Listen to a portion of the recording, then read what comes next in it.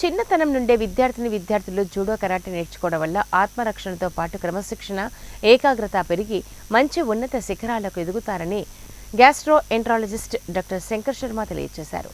కర్నూలు నగరంలోని కొత్త బస్టాండ్ ఎదురుగా హుస్సేన్ ఖాన్ బిల్డింగ్లో మాస్టర్ షకీల్ ఏర్పాటు చేసిన ముఖ్య కార్యక్రమానికి ముఖ్య అతిథిగా gastro enterologist doctor Shankar Sharma హాజరై జూడో క్రీడను ప్రారంభించారు. అనంతరం క్రీడల్లో ప్రతిభ కనపరిచిన విద్యార్థులకు మెడల్స్ను అందజేశారు.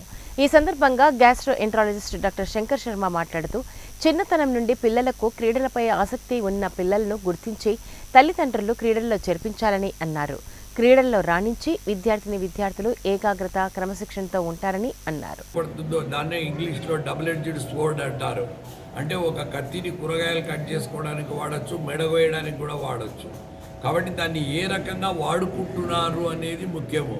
ఈ మధ్యన సెల్ ఫోన్ అడిక్షన్ విపరీతమైపోయింది. సరే, పెద్దవాళ్ళు, చిన్నవాళ్ళు, ధనవంతులు, ఆఫీసర్లు, ఉద్యోగులు, అటెండర్లు, ఎవరు చూడు పనివాళ్ళు, ఎవరు చూడు సెల్ ఫోన్కు బానిసలు అయిపోయినారు.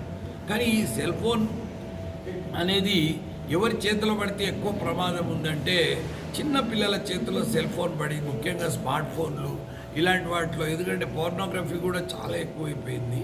యూత్ కూడా ఈ మధ్యన గంజాయికి అలవాటు అయిపోయి మన రాష్ట్రంలో, దేశం మొత్తం మీద కూడా. ఎందుకంటే ఈ గంజాయి అనేది వివిధ రూపాల్లో అమ్ముతున్నారు. మనం కనుక్కోలేము ఎవరు గంజాయి తెస్తున్నాడు, ఏ రకంగా తెస్తున్నాడు అనేది. ఎందుకంటే చిన్న చిన్న పిల్లలు అత్యాచారాలు చేస్తున్నారంటే గంజాయికి బానిసలయ్యే. అంటే ఇది చాక్లెట్ రూపంలో అట్లా రకరకాల మాయాజాలంతో వస్తున్నది ఈ గంజాయి అనేది. అమ్ముకునే వాళ్ళకు కూడా వాళ్ళకి ఏమాత్రం కంపల్షన్, అంటే వాళ్ళు ఇది చేయకూడదనే జ్ఞానం కూడా లేదు. కాబట్టి మనం ఎప్పుడైతే కనీసం స్మార్ట్ ఫోన్ అడిక్షన్ కొంతవరకు ఖచ్చితంగా స్పోర్ట్స్లో పిల్లలను పార్టిసిపేట్ చేపిస్తే వాళ్ళు ఆ టైంలో ఉన్నా కానీ ఈ స్మార్ట్ ఫోన్ నుంచి దూరంగా ఉంటారు. అదొకటి. ఇంకొకటి ఏమంటే వీళ్ళకి హెల్త్ కూడా చాలా ఇంప్రూవ్